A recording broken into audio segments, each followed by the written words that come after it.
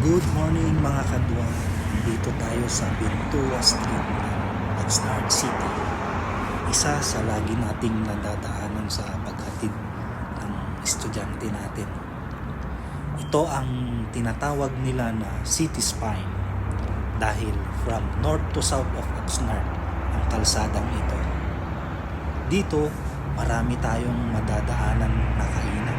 Siyempre dahil sa Mexican, maraming Meksikano dito. Ang binibida nila ay ang sikat na tacos. Dito din makikita ang mga kultura nila ng mga mamamayan dito.